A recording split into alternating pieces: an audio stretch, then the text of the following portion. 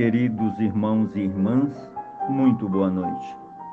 Que o Divino Mestre Jesus seja conosco e que possamos, a partir de agora, deixar de lado as preocupações do dia a dia para adentrarmos de corpo e alma na mentalização da prece inicial e demais atividades que compõem as atividades de mais uma reunião pública da Seara Espírita Redenção via online.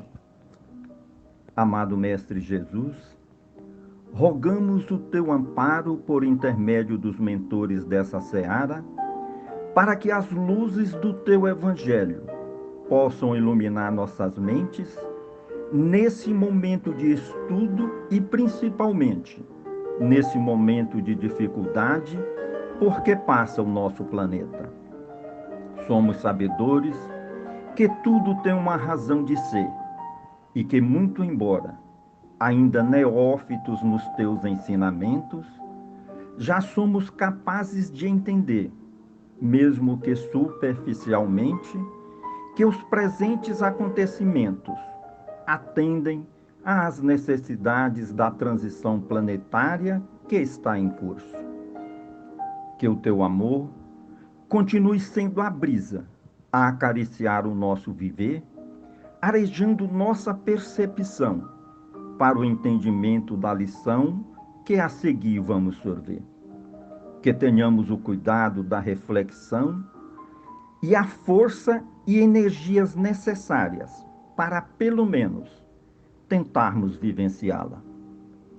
Que as quedas nas tentativas, antes de serem motivos de desânimos, sejam desafios para levantarmos e darmos continuidade às tentativas, cônscios de que são os exercícios continuados que nos propiciam aprender as lições.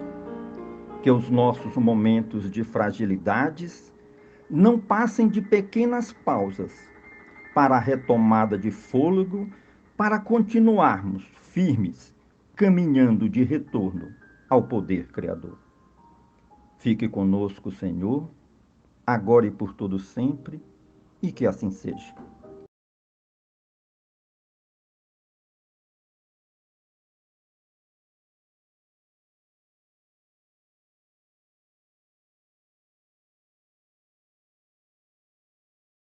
Muito bem, doença moral da humanidade, a obsessão, né? Que é um intercâmbio, é uma enfermidade gerada pela convivência, pelo intercâmbio com criaturas de moral inferior, né? E aqui então, para falarmos sobre esse tema, nós fomos buscar informações e conhecimentos na obra intitulada Nos Domínios da Mediunidade, psicografada por Chico Xavier, ditada pelo espírito de André Luiz. Então vamos agora nos reportar à questão 459 de O Livro dos Espíritos. Influem os espíritos em nossos pensamentos e em nossos atos? E os espíritos responderam: muito mais do que imaginais. Influem a tal ponto que, de ordinário, frequentemente, são eles que vos dirigem. Muito bem, diante dessa informação, poderíamos fazer o seguinte questionamento: seríamos nós, criaturas encarnadas, verdadeiras marionetes na mão dos espíritos? Será que somos manipulados cegamente pela vontade dos espíritos? E a resposta é não. E para entender isso, nós precisamos compreender que as leis que regem a vida jamais se enganam. As leis que regem a vida são ditadas pelas leis universais, que se dividem em dois grandes grupos: as leis primárias, que são as leis maiores, e dizem respeito ao todo universal, dizem respeito à própria vida, jamais podem ser contrariadas. Exemplos de leis maiores, leis primárias, nós temos, por exemplo, a lei que rege a gravitação entre os grandes corpos celestiais encontrados no cosmos. Temos no campo da física a lei de ação e reação, remetida à moral, a lei de causa e efeito, né? Temos também a lei de coesão e repulsão. Poderíamos pensar, o que aconteceria com o planeta Terra se ele parasse de girar? Simplesmente a Terra iria se desintegrar, porque haveria aí um desequilíbrio entre essas leis de coesão e repulsão, né? E as leis secundárias, que são chamadas de leis menores. E o exemplo maior é o livre-arbítrio, o princípio divino da livre escolha.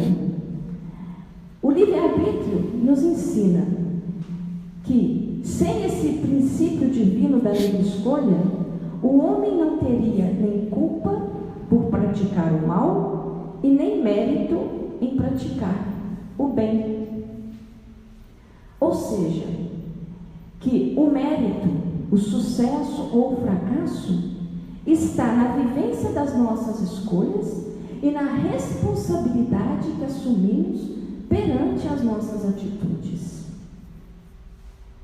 fazendo-nos então refletir sobre este grandioso ensinamento. Nossas vidas são feitas de escolhas, e a espiritualidade maior, a providência divina, jamais interfere no nosso livre-arbítrio.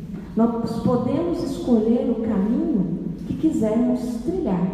Entretanto, nós seremos inteiramente responsáveis pelas nossas atitudes, pelas nossas escolhas e pelas consequências delas. Então, todos nós somos responsáveis pelos nossos sentimentos, pelos nossos atos, pelas nossas atitudes e pelos nossos pensamentos. A influenciação não se efetua nunca sem que aquele que a sofre a aceite, quer por sua fraqueza moral, quer por desejá-la, por se comprazer com a influenciação. E isso também faz com que reflitamos sobre o ensinamento de André Luiz. Ele nos ensina que só existe um mal a temer: aquele que ainda existe dentro de nós, porque ninguém é capaz de fazer mal a outro, e ninguém é capaz de me fazer mal. Se eu me sinto ofendida, é porque eu entrei em sintonia com a ofensa. Muito bem, o que faz de nós criaturas fracas e vulneráveis? Por que somos tão susceptíveis às influências, notadamente as influências de origem espiritual, caracterizando as obsessões de desencarnados para criaturas encarnadas? Os espíritos identificam no encarnado os mesmos defeitos e qualidades que possuem, a fim de obrarem conjuntamente com ele. Então, há sim uma sintonia de gostos, de hábitos, de atitudes, de emoções e de pensamentos. São as mazelas íntimas, as nossas imperfeições morais, caracterizadas pelos vícios, que determinam as nossas companhias espirituais e também as nossas enfermidades. Assim como as moléstias são os resultados das imperfeições físicas que tornam o corpo acessível às influências perniciosas exteriores?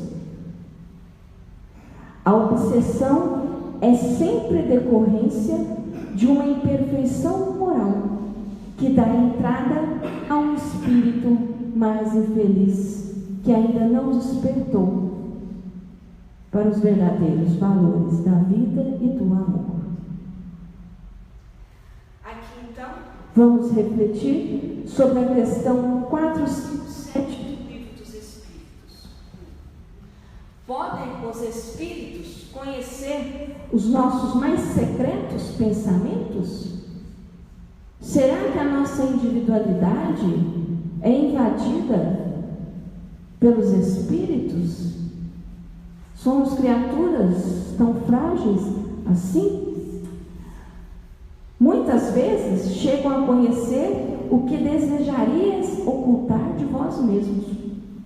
Nem atos, nem pensamentos lhes podem dissimular. Os espíritos responderam.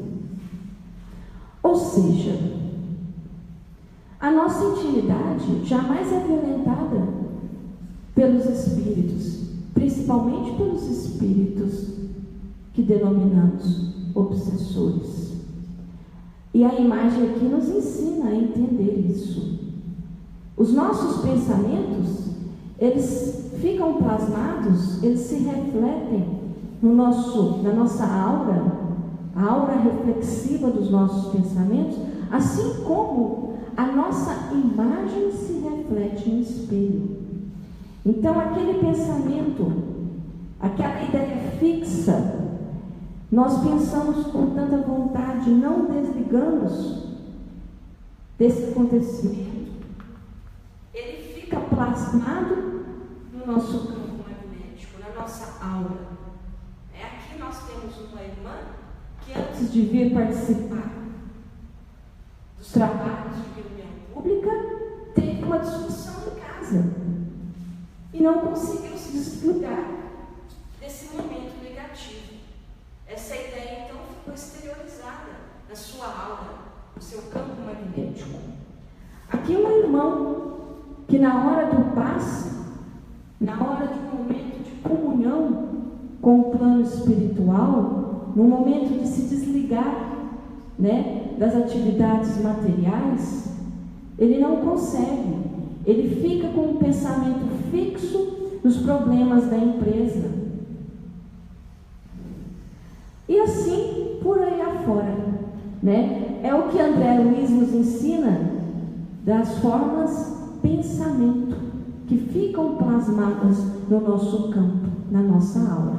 E isso dificulta a assistência espiritual, porque nós vamos aqui reter as benesses do alto, absorver, mas se o nosso pensamento não está em sintonia, nós vamos reter isso com muita dificuldade.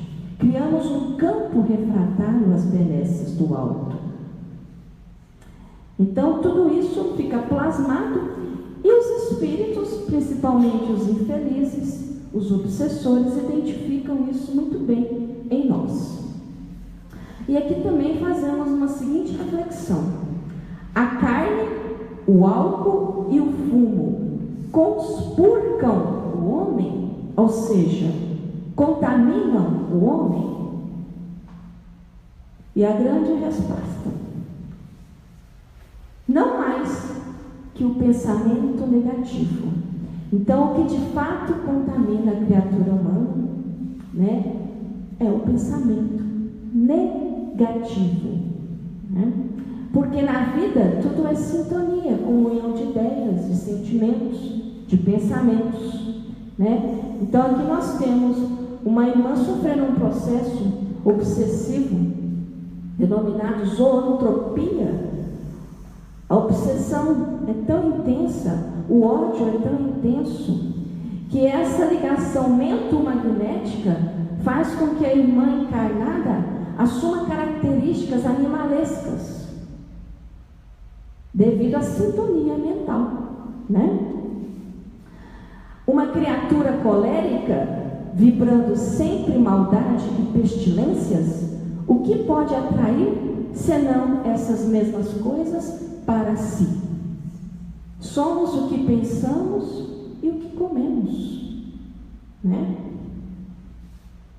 Aí a importância de estarmos exercitando diuturnamente a vigilância e a oração, porque a vigilância e a oração constituem poderosa defesa espiritual contra pensamentos infelizes arremessados por desencarnados e encarnados, porque a obsessão não é só de espírito para a criatura encarnada, a obsessão do encarnado também para o mundo espiritual, de encarnado e para encarnado. Mas o encarnado é sempre quem atua conforme quer sobre a matéria que se acha revestido. Nós somos dono do nosso aparato físico, nós somos senhores dos nossos sentimentos e dos nossos pensamentos.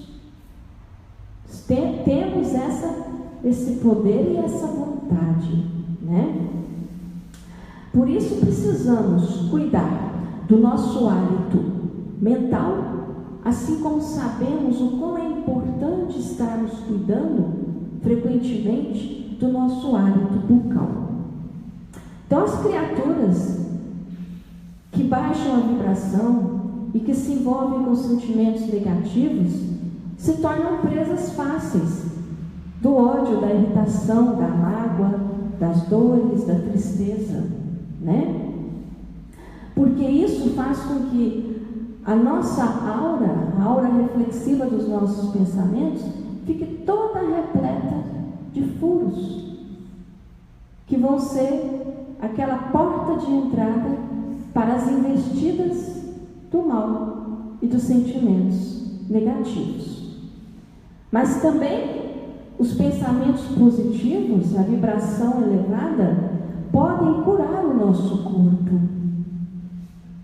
As vibrações alegres e otimistas, elas têm a capacidade de atingir os nossos tecidos mais sutis, as nossas células, interferindo no fluxo energético das mesmas, harmonizando o metabolismo das nossas células, consequentemente dos nossos tecidos, órgãos e do nosso corpo físico, conferindo-nos saúde, equilíbrio e bem-estar.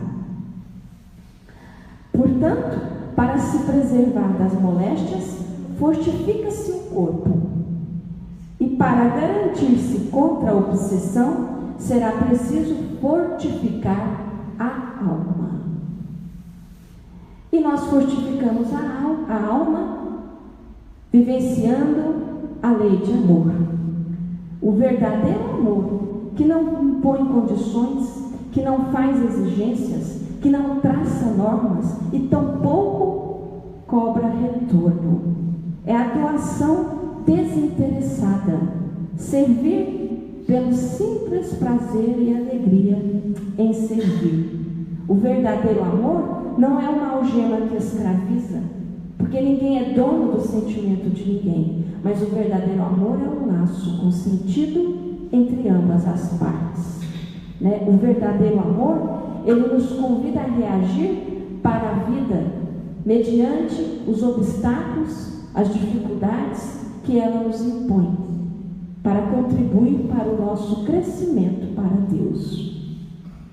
O verdadeiro amor, graças a Deus, encontramos, né, os seus ensinamentos no Evangelho de Cristo, né, as normas da boa conduta.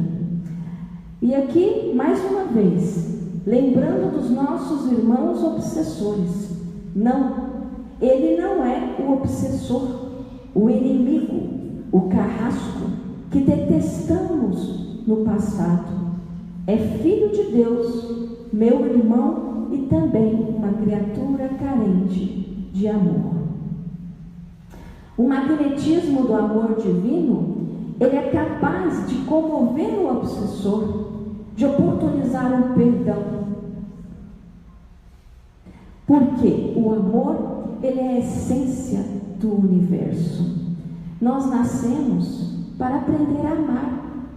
A bênção da reencarnação, a manifestação da misericórdia divina, nos oportuniza retornarmos aqui na esfera física, que é a esfera da reparação, da renovação, para repararmos os nossos erros, para reiniciarmos a nossa tarefa, que quem sabe ficou inacabada na existência anterior, e para retomarmos a nossa caminhada de crescimento.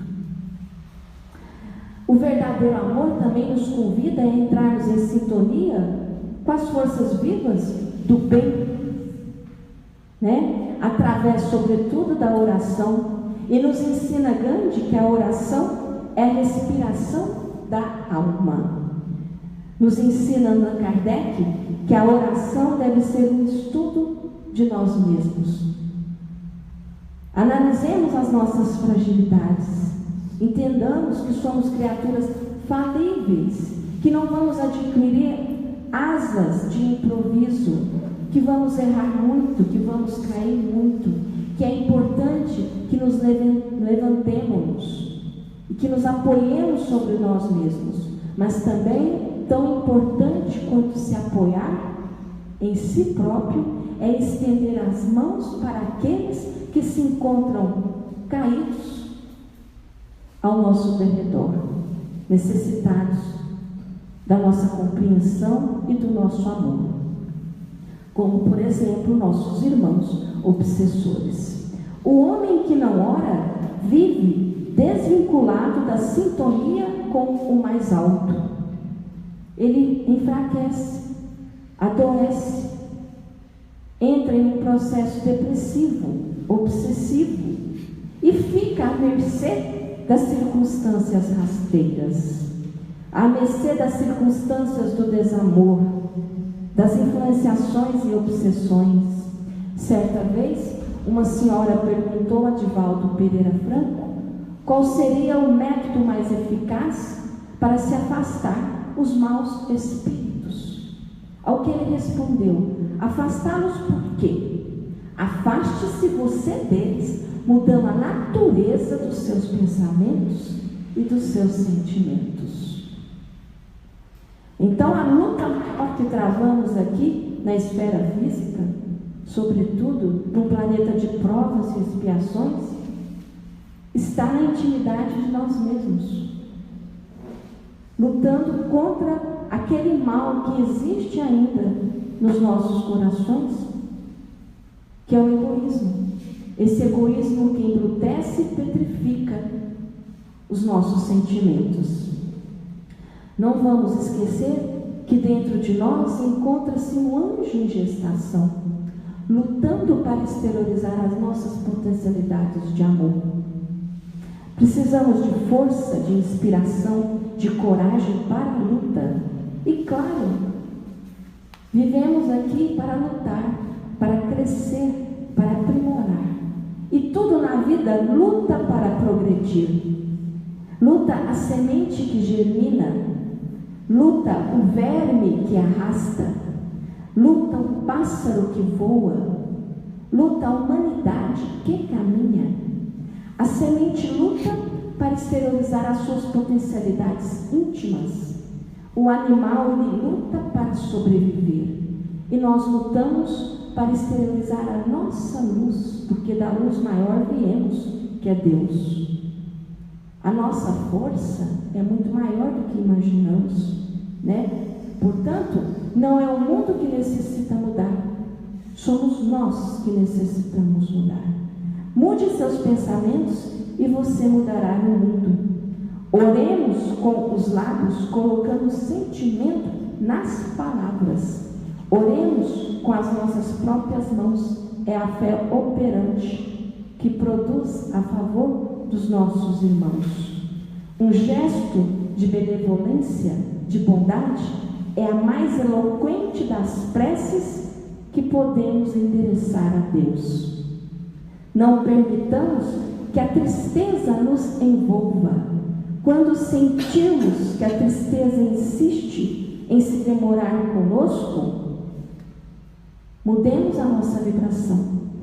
Vamos deixar a poltrona do comodismo e vamos então nos desintoxicarmos no suor da caridade, doando do que somos e não do que temos, doando amor e fraternidade. Quantas criaturas repletas de obstáculos físicos são exemplos de amor, superação, carinho, compreensão e ternura?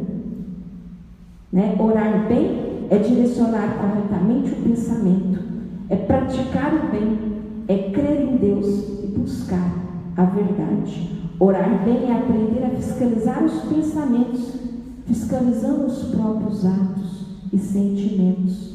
Não há progresso possível sem a observação atenta de nós mesmos. Por isso que a lição 459 de O Livro do Espírito nos convida a refletir sobre o pensamento como porta de entrada dos espíritos em nossas vidas.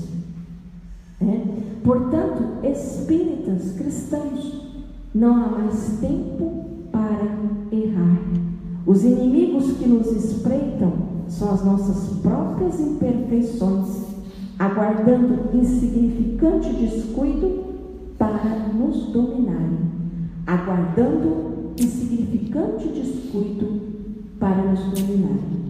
Porque, mais uma vez, só existe um mal a temer, aquele que ainda existe dentro de nós. Quem chega a cair nas armadilhas exteriores do mal é porque já havia caído primeiro nas ciladas interiores da ilusão. É importante estarmos conscientes quanto às nossas fragilidades, porque elas são brechas psíquicas através da invigilância para a penetração das ideias negativas.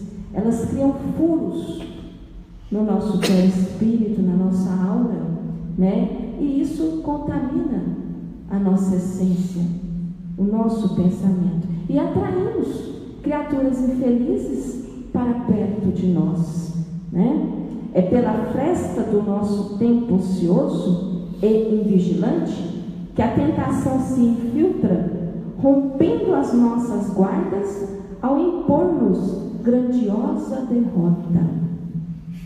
Então, para afastar os maus espíritos, elevemos os nossos pensamentos e acreditemos no bem e na nossa força e na nossa capacidade, E como que vamos acreditar em nós mesmos?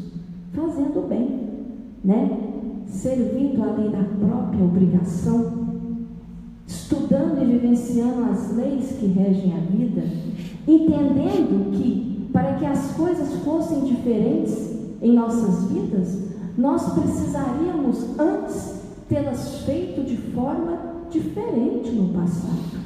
Portanto, se a vida que eu vivo hoje me aborrece, me entristece, é obrigação minha lutar com todos os recursos que tenho à minha disposição, para que eu possa, então, no futuro, ou num breve futuro, vivenciar momentos de luz, de alegria, de paz, de felicidade, E para encerrarmos, então, a nossa fala sobre obsessão, eu vou trazer um relato de André Luiz, no livro Nos Domínios da Mediunidade, onde ele nos ensina como é que as criaturas necessitadas de amor, com a participação dos médiuns, tarefeiros do bem, ajudam então esses irmãos tão carentes, Vamos lá.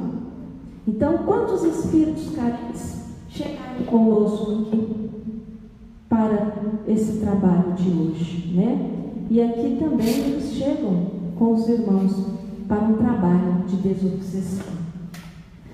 Os médiuns reunidos em sintonia, inicia-se então a prece, para a realização dos trabalhos. O dirigente espiritual aproximando-se dos encarnados, do dirigente encarnado, a sintonia mental. Então, vamos falar da reunião de afastamento de influências destinada aos espíritos necessitados e às criaturas encarnadas também necessitadas. Começa o socorro. A médium de incorporação, se vê ali o espírito necessitado, aproxima-se de seu campo magnético. Trata-se desse espírito, ele trata-se de um alienado mental em estado grave. Ele desencarnou com o pensamento preso à paixão por uma mulher. Passou a vampirizá-la e adaptou-se a seu organismo físico.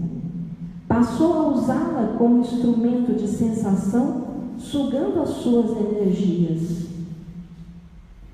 E aqui começa então a comunicação e a assistência. Veja que o perispírito da médium se expande e há o entrelaçamento do perispírito do espírito com o perispírito da médium. Mais ou menos é isso que acontece. O perispírito do médium, de psicofonia, de incorporação, se expande e entra em sintonia mental e fluídica com o perispírito da entidade necessitada. É um fenômeno que André Luiz denomina de enxertia psíquica, comunhão dos perispíritos e pensamento, Ou seja, leves fios brilhantes partem do frontal do perispírito do espírito em direção ao perispírito da médium.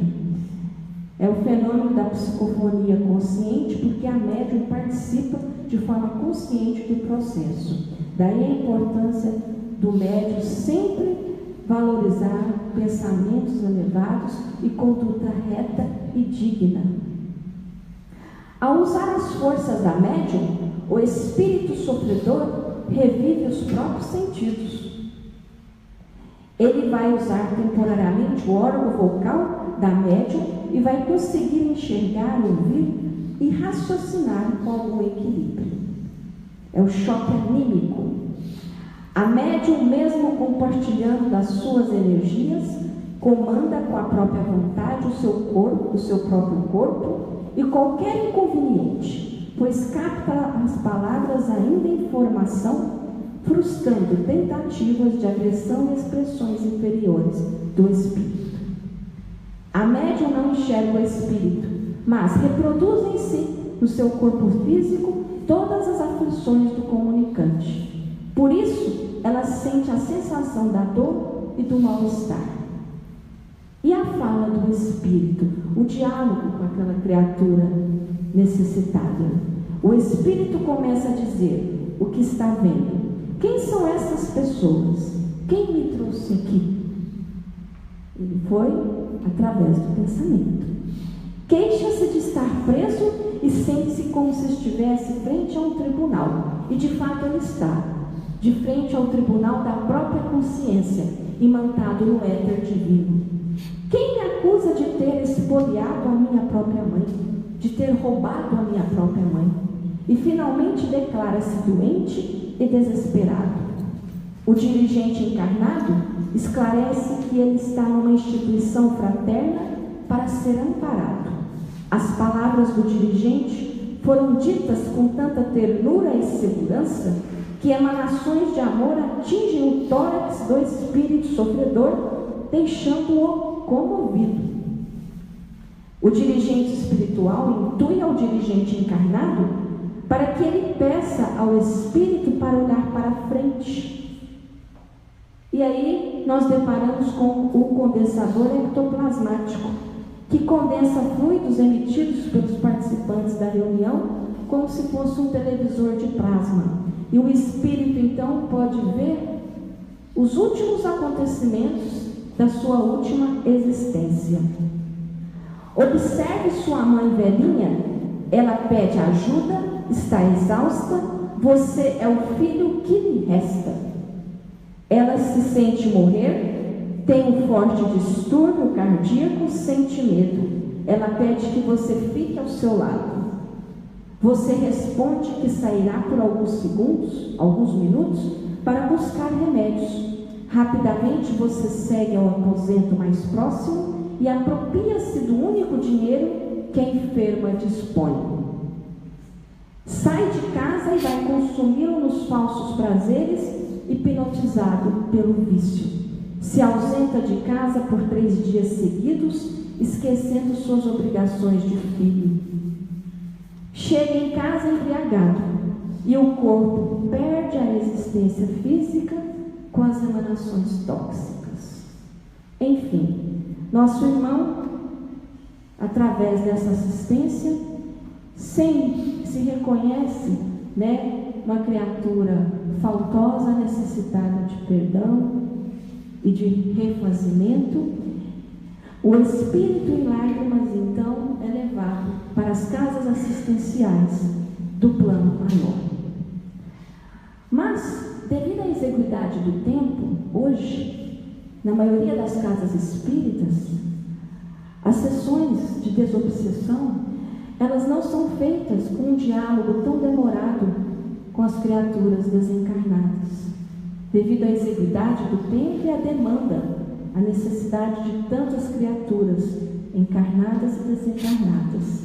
O que é feito é uma conexão mental, onde o paciente é convidado a refletir nas suas dificuldades, nos seus problemas. O médium dirigente, ele faz a ligação no frontal do paciente com o frontal do médium, e todas as influências são transferidas para o campo magnético do médium, e rapidamente a espiritualidade de luz envolve e recambia esses irmãos necessitados para as casas assistenciais. Só para finalizar, o livro O Pequeno Manual dos Médios é uma extraordinária obra que nos oferece o modus operandi, como fazer, como realizar de forma prática, singela e fraterna as sessões de afastamento de influência e desobsessão. Muita luz a todos. Vamos, neste momento, nos concentrar para a prece final, fechar os nossos olhos e agradecer a Deus, querido Mestre Jesus, que possamos, neste momento, receber dos céus o bálsamo de energia para refazer o nosso espírito. Que a espiritualidade, aqui presente hoje, possa restaurar a nossa fé e nos ajudar a entender o momento em que vivemos. Que possamos, Jesus, ser mais confiantes e acreditar que dias melhores sempre virão. Cuida, Jesus, dos nossos corações e de nossas mentes, e que possamos entender que tudo o que vivemos na Terra é para o nosso bem, para a nossa evolução, para o nosso crescimento. Senhor Jesus, que fiquemos na presença de nossos amigos mentores e que possamos neste momento vibrar nas águas para que elas sejam fluidificadas e para que elas sejam um remédio que precisamos nos nossos dia a dia. Senhor Jesus, que neste momento cada um possa receber o passe magnético que está sendo emitido pelos trabalhadores da SER, e que cada um possa restaurar a energia que tanto necessita para o decorrer da semana. Permaneça, Senhor, em nossos corações hoje e sempre, que assim seja.